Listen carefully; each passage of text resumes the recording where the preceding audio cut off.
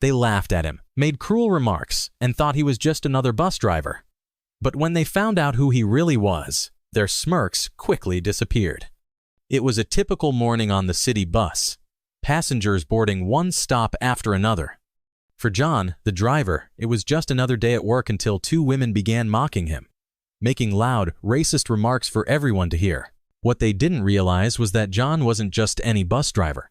His true identity would leave them absolutely stunned. Have you ever been falsely accused or felt like no one believed you? Share your story in the comments below. We'd love to hear how you overcame it, and don't forget to subscribe for more stories. John had been working as a city bus driver for several months. He enjoyed his job, interacting with people, and keeping things running smoothly. What most passengers didn't know, however, was that John had retired early from a prestigious career in business and had chosen this job to stay active and grounded. One morning, as John drove his regular route, two women boarded the bus, chatting loudly. Their conversation quickly shifted to him. "Look at him," one of them said, her voice dripping with disdain. "Probably couldn't get a better job." The other laughed. "Yeah, must have dropped out of school or something. Typical." John heard every word but stayed calm, focusing on the road. Passengers nearby shifted uncomfortably, but no one spoke up. The women continued their mocking, getting louder with each comment. "Do you even know how to read a map?" one of them sneered. "I bet he barely knows how to drive this thing." John kept his cool, letting their words roll off his back. But inside, he knew this wasn't just about him, it was about the prejudice they carried. As the bus approached a stop near a business district, John overheard the women discussing their destination. They were heading to a job interview at one of the largest firms in the city, Blake & Partners. John couldn't help but smile to himself. He knew that company very well. In fact, he was its founder and former CEO. When the bus reached their stop, the women stood up, still smirking. "Thanks for the bumpy ride, driver," one said sarcastically as they exited. John responded with a polite, "Good luck at your interview." The women froze for just a second, exchanging a glance. Something in his tone caught their attention. Was it sincerity? A hidden message? They couldn't tell. One of them hesitated, as if she might say something, but then she shook her head and followed her friend out the door. John watched as they walked confidently into the building, their laughter fading as the doors swung shut behind them. For a moment, he stayed parked at the stop, gazing at the logo on the side of the building that bore his name. He chuckled softly to himself, wondering how the interview would unfold once they realized who was sitting behind the wheel. Later that afternoon, John finished his shift and decided to visit his old office. He still held a position on the board and occasionally stopped by to check in with the team. As he entered the conference room, he spotted the two women sitting nervously, waiting for their interviews.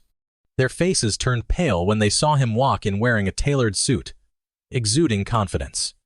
One of the senior managers greeted John warmly. "Mr. Blake, we didn't know you'd be stopping by today." The women exchanged horrified glances, realizing that the man they had mocked was not just a bus driver but the founder of the company they were desperate to work for. John looked at them calmly and said, "It's nice to see you again. How was the bus ride this morning?" The women stammered, unable to form a coherent response. The interviews unfolded in the sleek, modern office space of Blake & Partners, but the atmosphere felt heavier than the women had expected. Sitting across from the hiring team, they answered each question with a forced smile and carefully chosen words. Yet, something was off. The usual confidence they carried like armor now felt more like a fragile mask. It wasn't just their earlier encounter with John that lingered in the back of their minds. The interviewer's demeanor subtly hinted that they were aware of something more than just resumes and skill sets. The questions seemed to dig deeper, probing not just for qualifications but for character. When the interviews concluded, the women exited the glass-walled conference room, their nervous laughter gone. They exchanged anxious glances as they made their way through the bustling office, their high heels clicking softly against the polished floors. Near the lobby doors, they stopped to collect themselves. "I can't believe this happened," one muttered, her voice tinged with frustration and disbelief. As they turned to leave, they spotted John, standing casually near the reception desk. His posture was relaxed, his expression calm, but there was a quiet authority in his presence. He stepped forward, his gaze steady but not unkind. "Ladies," he began, his voice firm yet gentle. "Next time, remember that respect doesn't cost anything. You never know who you are talking to or who might be listening." The weight of his words landed like a stone, leaving them momentarily speechless. It wasn't just a reminder, it was a lesson they'd carry with them long after the day. John watched.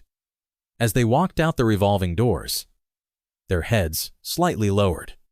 With a small sigh, he turned back toward the receptionist and gave her a warm nod. "Ready for the next meeting?" he asked. "Always," she replied with a grin, handing him his schedule. John stepped into the elevator, already focused on the day ahead, knowing he'd just left a lasting impression on more than one person that morning. The story about John, the bus driver, quickly made its way around the office at Blake and Partners. People couldn't stop talking about what had happened and how it had changed their views.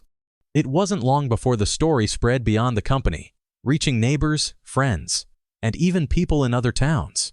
It served as a powerful reminder of how wrong it is to judge someone by their appearance or job, and how important it is to treat everyone with respect.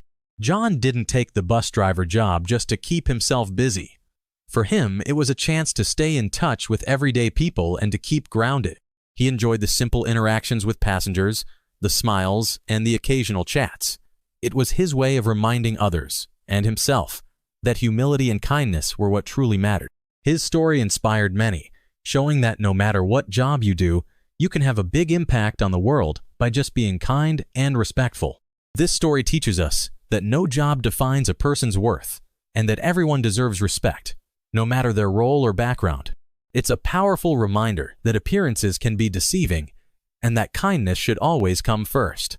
Subscribe for more inspiring stories that challenge stereotypes and celebrate the power of respect.